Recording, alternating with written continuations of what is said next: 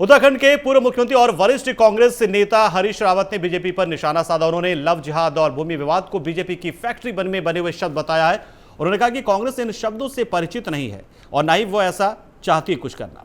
जब से बीजेपी ने सत्ता संभाली है तभी से ये मामले सामने आ रहे हैं। उन्होंने कहा कि बीजेपी समाज को बांटने के अलग अलग तीर का इस्तेमाल करती है। हमारा संबंध तो केवल कुपोषण, महंगाई, बेरोजगारी और महिलाओं पर हो रहे अत्याचार के खिलाफ आवाज उठाना है। उन्होंने कहा कि हमारे स्वतंत्रता सेनानी राष्ट्रीय महात्मा गांधी और जवाहरलाल नेहरू ने पहले ही कह दिया था कि देश में एक समय ऐसा आएगा जब कॉमन सिविल कोड लागू होगा।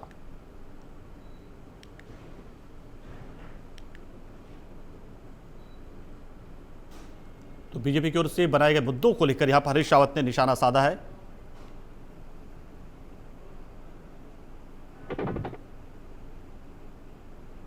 हमारा संघर्ष तो बेरोजगारी से है, महंगाई से है, कुपोषण से है, महिलाओं के प्रति जो अत्याचार बढ़ रहे हैं उनके खिलाफ हमारी आवाज़ है।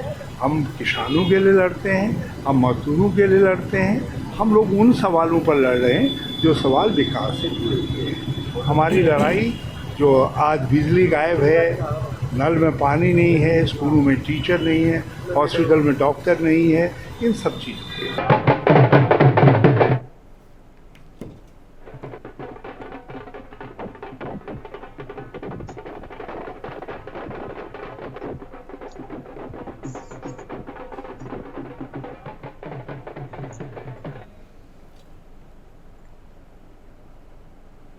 देहरादून से खबर। उत्तराखंड में धार्मिक स्वतंत्रता अधिनियम लागू हो गया है। सभी अंतर धार्मिक विवादों की अब फाइलें खुलेंगी। अब युवतियों और किशोरियों के अपहरण का होगा खुलासा। पुलिस मुख्यालय ने सभी जिलों के पुलिस कप्तानों से रिपोर्ट मांगी इस संबंध में लेकर। ये बड़ी जानकारी और बड़ा फैसला ये कहीं ना कहीं है। हालांकि जब फाइलें खुलेंगी तो फाइलों में निकलेगा क्या, ये भी देखना दिलचस्प होगा। अंतर धार्मिक विवादों में कहीं भी अगर इस तरह का विवाद है और कहीं ना कहीं उसमें दो धर्मों के बीच में उसकी वजह से यदि किसी तरह का सौहार्द बिगड़ रहा है या एक तरीके का तनाव अगर पैदा हो रहा है तो ऐसे मामलों का निपटारा यहां पर किया जाएगा और यह देखा जाएगा कि अंतर धार्मिक जो संबंध बने हैं उसकी वजह से विवाद हुए हैं या चीजें ठीक हुई। अगर चीजें ठीक है तो फिर इसमें पुलिस प्रशासन को कोई भी आपत्ति नहीं होगी। लेकिन यदि किसी तरह का विवाद होगा या फिर कोई भी एक पार्टी इसमें से जो परेशान हो रही होगी तो जाहिर सी बात है उससे फिर मुक्ति भी दिलाई जा सकती है। तो अंतर धार्मिक विवादों की यहाँ पर विवाद जो है वो फाइल खुलेगी और सभी जिला कप्तानों से संबंध में रिपोर्ट मांगी गई है।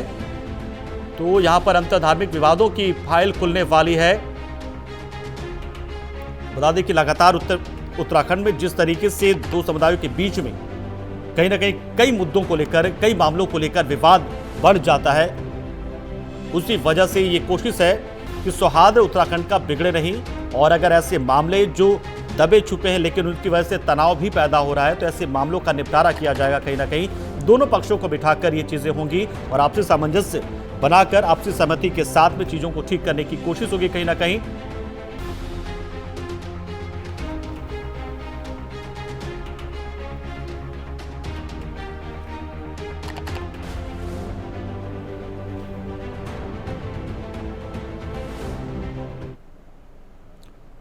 तो विश्व प्रसिद्ध पर्यटन नगरी धनोल्टी में पर्यटक वादियों की सैर सपाटा के लिए, सुंदरता के लिए देश भर से पहुंच रहे यहां पर। और गर्मियों के दिनों में पर्यटक देश ही नहीं विदेशों से भी यहां पर घूमने पहुंचते हैं। धनोल्टी में बना इको पार्क कई प्रकार के रोमांचक झूले और मन को मोह लेने वाले फूल पर्यटकों को काफी पसंद आ रहे हैं। भारत की सुंदरता, पर्यावरण, संस्कृति हमें विरासत में मिली है, इसे संजोए रखने का कर्तव्य हर एक भारत के नागरिक को। स्थानीय लोगों का कहना है कि पर्यटकों के आने और इको पार्क के बन जाने से यहाँ के लोगों का रोजगार भी चल रहा है और लोग स्वरोजगार की तरफ बढ़ रहे हैं।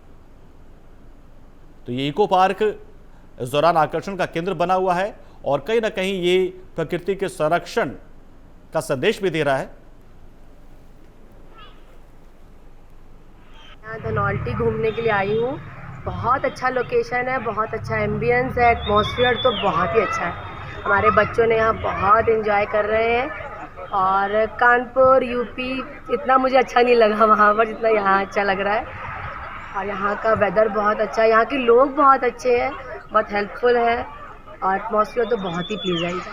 मतलब गर्मियाँ आपको बितानी हो तो सब लोग यहीं आइए, 2-4 दिन स्टे करिए, बहुत अच्छा लगेगा आप लोगों को सबको।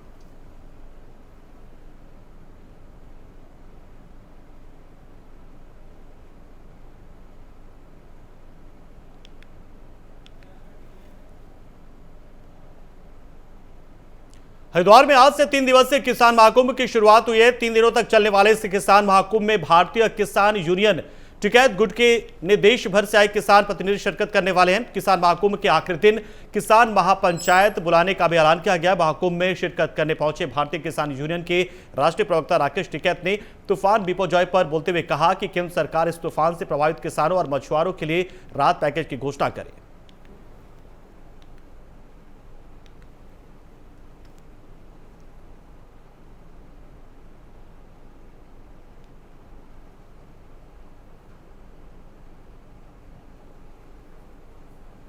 हम चुनाव से दूर हैं, बिल्कुल चुनाव से ना कोई चिंतन नहीं करनी हमको। चुनाव से दूर रहना चाहिए और जो दूसरे मामले हैं उससे भी दूर रहना चाहिए। मुजफ्फरनगर उसका भुक्तभोगी है। लोग इस उसमें ना जाए। देश में कानून संविधान सब चीज है, कानून अपना काम करे।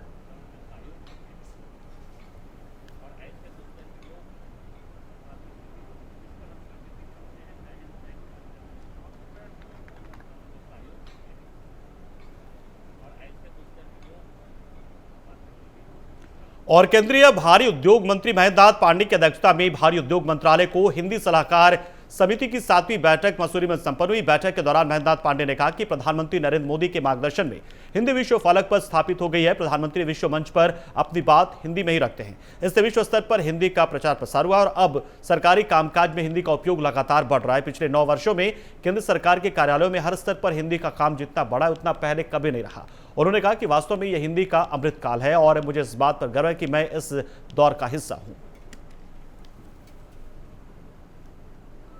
भारत के संविधान में राजभाषा नियमावली के तहत हर विभागों में हिंदी समितियां बनाना आवश्यक है और इसी नाते विभाग के अंदर एक उच्च स्तर पर हिंदी सलाहकार समिति जिसकी ये बैठक संपन्न हुई है, जिसमें हमारे भारी उद्योग मंत्रालय के सभी उपक्रमों ने अपनी रिपोर्ट दी। हिंदी के बेहतर काम में उन्होंने अपना योगदान दिया है और आगे और कैसे हिंदी के और क्षेत्रीय भाषाओं सबको कैसे बल दिया जाए इस पर चर्चा। अभी पिछले वर्षों की तुलना में माननीय नरेंद्र मोदी जी की अगुवाई में और राजभाषा समिति के जो हमारे अध्यक्ष हैं माननीय गृह मंत्री अमित शाह जी के मार्गदर्शन में बहुत अच्छी पहलें हो रही हैं। भारी उद्योग मंत्रालय ने इसमें बड़ी अपनी जिम्मेवारियों का ठीक से पालन किया है और आगे और करेगा और अधिकाधिक हिंदी का प्रयोग अपने कामकाज में करता जा रहा है और बढ़ाता जा रहा है। 9 साल में जनता के जो 3 शब्द हमारे सरकार के मंत्र हैं, सेवा, सुशासन और गरीब कल्याण, मोदी जी ने भारत ही नहीं दुनिया में इस बात के वो एक बहुत सशक्त उदाहरण बन गए हैं कि उन्होंने जो संकल्प लिया उसे पूरा किया और 9 साल में उनका हर निर्णय जमीन पर क्रियान्वित हुआ है। जनता उससे खुश है, गरीबों की बेहतरी हुई है, देश का सम्मान बढ़ा है, देश का गौरव बढ़ा है, इंफ्रास्ट्रक्चर डेवलप हुए हैं, आर्थिक समृद्धि बढ़ी है और निश्चित तौर से जनता 2024 में 2019 से भी बड़ा जनादेश देके मोदी जी को पुनः सेवा का मौका देगी। और सुनील हमारे सहयोगी इस खबर पर पूरी जानकारी के लिए जुड़ चुके हैं। सुनील, क्या रहा हिंदी सलाहकार समिति की इस बैठक में जिसका आयोजन यहाँ किया गया था मसूरी में? देखिए, अगर हिंदी सलाहकार समिति की बैठक की बात करी जाए तो यहाँ पर हिंदी भाषा को किस तरीके से पूरे देश में हर विभागों में लागू किया जाना है और उसको किस तरीके से प्रमोट करना है उसको लेकर पूरा मंथन यहाँ पर किया है। भारी उद्योग मंत्री डॉक्टर महेंद्र प्रताप पांडे द्वारा इसकी अध्यक्षता की गई है और जब हमने उनसे बात करी तो उन्होंने बताया कि ये संविधान के तहत सभी मंत्रालयों में हिंदी भाषा को लेकर समिति बनी है और उनके मंत्रालय में भी इसका पूरा ख्याल रखा जा रहा है और सभी लोगों को ये निर्देश दिए गए हैं कि ज्यादा से ज्यादा हिंदी भाषा का प्रयोग अपने काम को लेकर करें। और वहीं उन्होंने कहीं ना कहीं 9 साल मोदी सरकार के गिनाने के भी काम करे कि मोदी सरकार लगातार 9 साल में देश को विकास की ओर ले गई है और आज कई जन कल्याणकारी योजना देश की जनता के लिए लागू की गई है जिसका सीधा लाभ यहाँ पर जनता को मिल रहा है और यही कारण है कि प्रधानमंत्री नरेंद्र मोदी सबसे लोकप्रिय नेता हिंदुस्तान में ही नहीं बल्कि पूरे दुनिया में वो जाने जाते हैं। और उन्होंने बताया कि 2024 भी एक बार प्रधानमंत्री नरेंद्र मोदी के नेतृत्व में सरकार बनेगी क्योंकि जनता जानती है कि कौन सी सरकार ने किस तरीके का काम यहाँ पर किया है। जी शुक्रिया, हमारे साथ जुड़े सुनील, आपने जानकारी दी।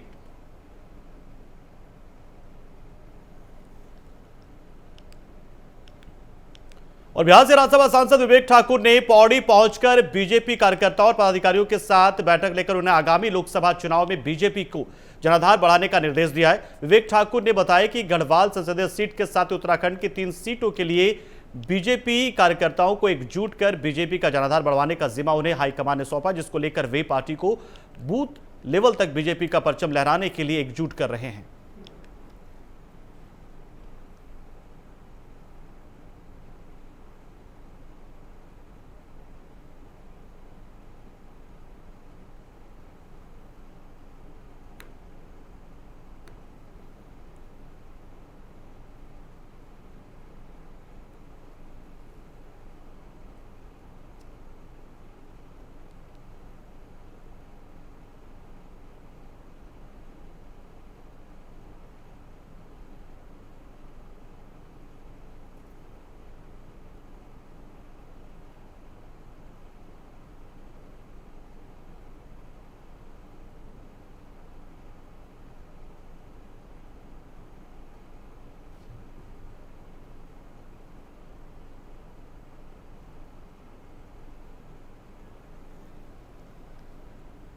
देहरादून से खबर, जहां पर दाविद सरकार ने एक बड़ा फैसला लिया। अगले 6 महीने तक राज्य में हड़ताल पर रोक लगी रहेगी। किसी भी तरह का हड़ताल कोई भी कर्मचारी संगठन नहीं कर सकेगा।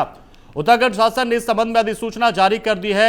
मानसूनी सीजन और चारधाम यात्रा के मद्देनजर यह फैसला लिया गया, यानी कि फिलहाल मानसून में और जो चारधाम की यात्रा चल रही है इसके मद्देनजर किसी भी तरह की हड़ताल यहां पर पूरी तरीके से अवैध मानी जाएगी, कार्रवाई होगी और किसी भी तरह का हड़ताल पर रोक लगा दी गई है। यानी कि एक बहुत बड़ा फैसला है।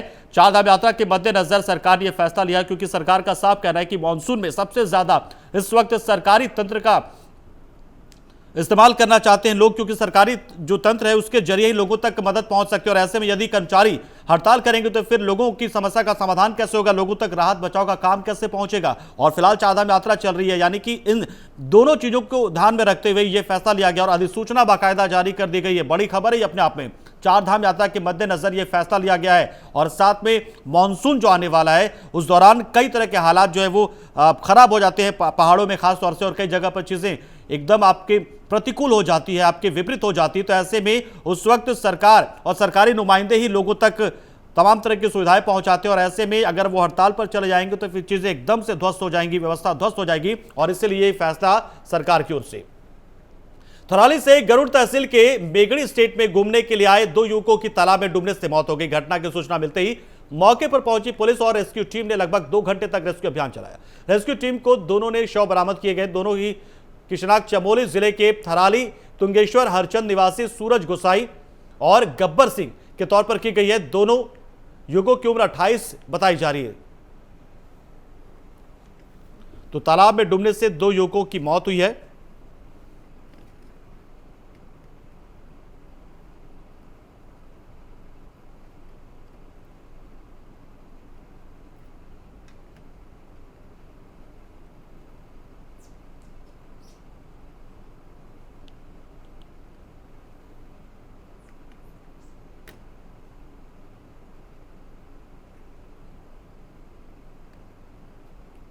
तो पुलिस ने शवों को बरामद किया यहां पर और इनकी शिनाख्त भी हो गई है।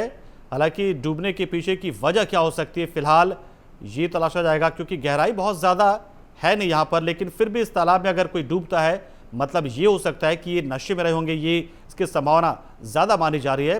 हालांकि कुछ भी कहना थोड़ी जल्दबाजी होगी, लेकिन यहाँ पर जिस तरीके से इस तालाब में ये डूबे हैं इसके बाद से घर में कोहराम मच गया है। 2 घंटे तक रेस्क्यू अभियान चलाया गया, तब जाकर इनके शव बरामद किए जा सके हैं।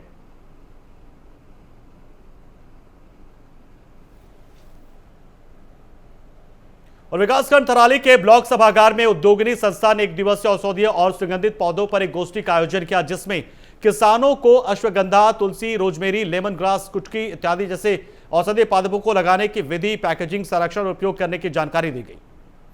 उद्योगिनी के ब्लॉक समन्वयक महावीर रावत ने कहा कि उद्योगिनी संस्था ने किसान औषधीय और सुगंधित पादपों के उत्पादन पर अपनी आजीविका संवर्धन का कार्य शुरू किया है और अपनी आय बढ़ा रही है। साथ ही जो जड़ी बूटी और औषधीय पादप विलुप्त होने की कगार पर थे उनका संरक्षण भी किया जा रहा है।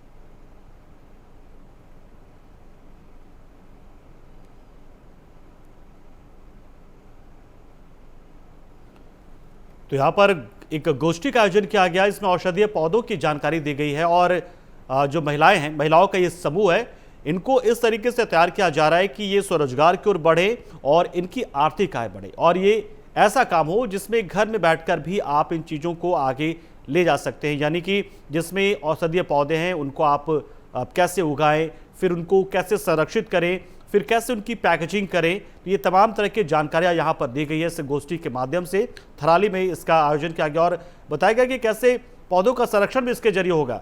यानी कि ये भी कहा गया है कि आपको उपजाना भी इन पौधों को, ऐसा नहीं कि आप सिर्फ जो है वो इन पौधों के जरिए कुछ उत्पाद बनाएंगे और उसे बेच देंगे, बल्कि इन पौधों का संरक्षण भी करना, यानी कि पौधे आपको लगाने भी हैं ताकि विलुप्त ना हो जाए।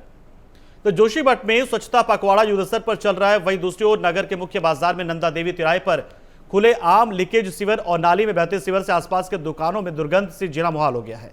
सड़क पर बह रहे गंदे सीवर के पानी से व्यापारियों को भी कई तरह की दिक्कतों का सामना करना पड़ रहा है और इससे प्रदूषण का खतरा भी बना हुआ है। वहीं राहगीरों को भी यहां मुंह ढककर चलना पड़ रहा है। स्थानीय दुकानदारों ने इस बाबत जल्द इस लीकेज सीवर से निजात दिलाने के लिए नगर पालिका जोशीमठ से गुहार लगाई है।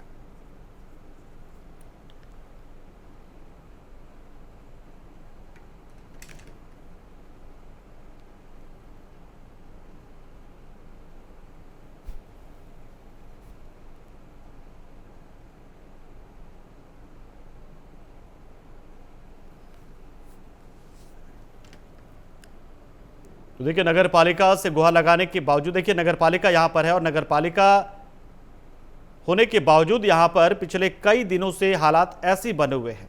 आप देख सकते हैं कि सड़कें भी इससे खराब हो रही हैं और साथ में कई तरह के संक्रमण होने का खतरा भी लगातार यहां पर बना हुआ है, क्योंकि गंदा पानी, सीवर का गंदा पानी यहां पर सड़कों पर बह रहा है और इससे आने जाने वालों को तो परेशानी हो रही है और जो लगातार यहां पर बने हुए उनके लिए तो सबसे बड़ी समस्या इसके दुर्गंध की भी है।